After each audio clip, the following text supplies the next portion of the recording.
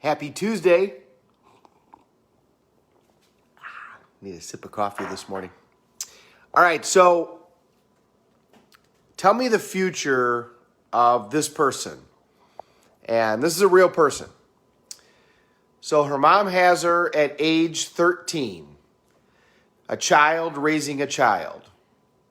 The mom is overwhelmed with the situation, so turns her over to a grandparent. The grandparent is very caring, but without paying attention, this child is sexually assaulted by a family member or a friend of a family member at least 3 times. The state becomes involved, and so she is taken by someone who claims to be her father.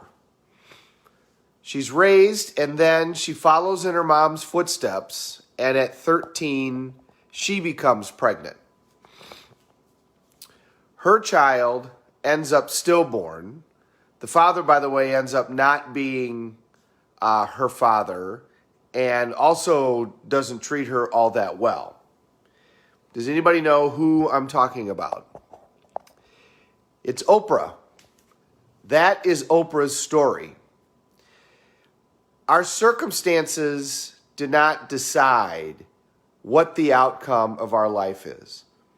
Oprah Winfrey ended up becoming one of the most influential people of our time, certainly one of the most influential women of all time. They will write her down in the history books alongside with some of the greatest people for change.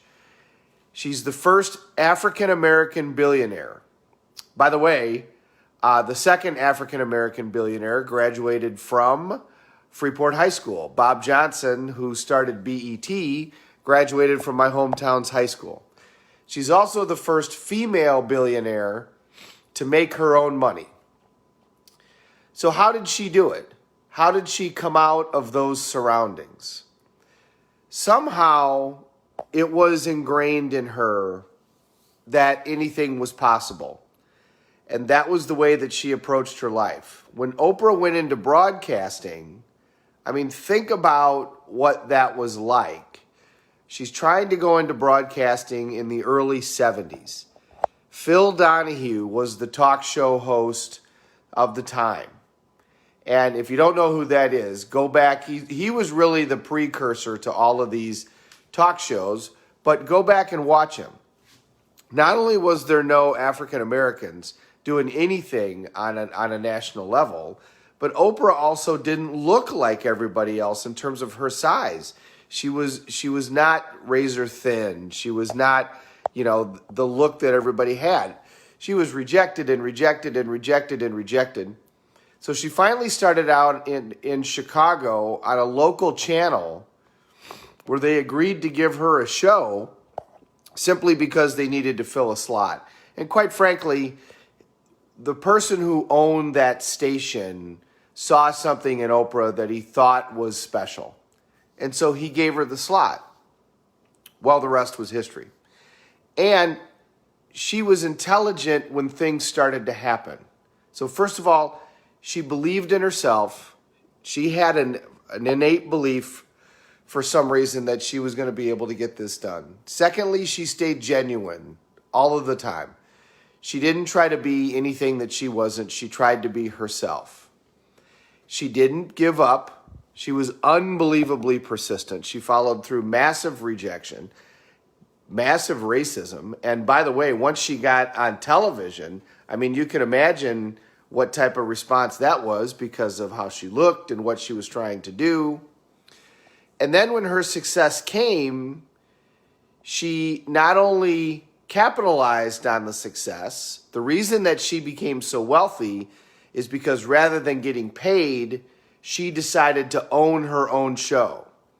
And then she syndicated it. And she did that because she had saw somebody else do that and make a large amount of money. And so she was the one that owned her own show, Harpo Productions, Oprah backwards. She produces her own show. And then when it went nationwide, every station that played that show had to pay her. But once she became successful, she immediately started giving back. She moved her operations to an area of Chicago that had been in desperate shape for a long period of time, starting to rebuild that area. She started to participate in community events. And you may not know this, but she has given a huge number of scholarships to African American men through Morehouse College. One of them was my neighbor for a period of time. He was a doctor here in Freeport. And there's an oath that has to be taken in order to receive this scholarship, that you're going to stay loyal to your wife, that you're going to stay loyal to your kids, that you have to be Christian, that you have to not drink. And they take it very seriously. When they did her 2-day big honoration in Chicago, all of the graduates that she had given scholarships to were present. It was a very powerful moment. So what did she do? She used our magic formula. She knew her outcome. She took massive action. She kept changing her approach until she got the result that she wanted. And then she repeated. And she fulfilled her human needs by getting love and connection and by giving contribution. And that fueled her to continue to do what she does again and again and again and again. And not only has she led a life that she feels very fulfilled, and it's still not over, but she's led a life that's had a dramatic impact on thousands of other people. Our circumstances did not decide where we're going to go. People can come from incredibly difficult backgrounds and have everything against them and yet end up incredibly successful. Yet there's people that have every advantage and still somehow are not able to create the life that they want. What's the difference? Hunger is the difference. Desire, persistence, setting the goals and actually following through. It's not the circumstances. It's not the time. It's not the seasons. It's not whether or not there's a pandemic. It's not the economy. It's the desire of the person. Most successful businesses, the strongest businesses in the history of the country, almost all of them were started during downturns in business. Disney was started during the Great Depression. Both Microsoft and Apple were started during a huge recession. The businesses that start when times are the toughest are the ones that tend to be the strongest and figure out how to endure. Oprah had a ridiculously difficult upbringing and yet turned out to be not only financially successful, but one of the greatest influencers of our time. Was that because she had great assets? Was that because she happened to be in the right place at the right time? No. In fact, she took on an industry that she should have never had any chance in. But not only was she successful in it, she conquered it. That's the power of making a decision. And that's the power of having the desire to have an outcome. She had a reason. She wanted to be able to go back and have influence enough to create a different situation for kids that were in the same situation as her. She wanted to go back and have an impact on her community. And boy, has she. We can do whatever we decide to do. It's a matter of making a decision and taking action and never, ever giving up until we get the results that we want. So what is it that you want to accomplish today, and what is it that you want to accomplish for the rest of your life? Most of the time when people decide that they can't do something, they argue that it's some type of lack of resources. I don't have the right system. I don't have the right education. I don't have enough time. It's not the right time in the economy. I don't have this. I don't have that. I can't lose weight because I need this treadmill. I can't lose weight because I need these shoes. I can't make enough money because I'm in the wrong area of the country. I can't make enough money because I didn't go to school the right amount of time. All of these are an argument for a lack of resources.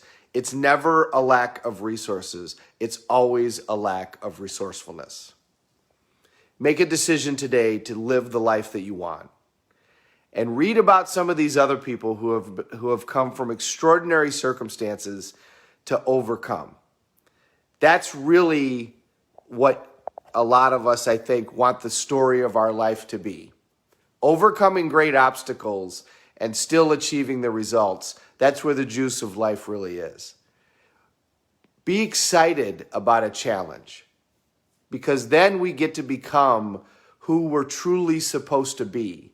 We can forge ourselves into the diamonds that we're supposed to be to overcome that challenge. Welcome a worthy opponent, because they're going to make you who you truly were meant to be. Have a great day, everybody. Thank you very much for watching. We're all in this together. Let's take care of each other.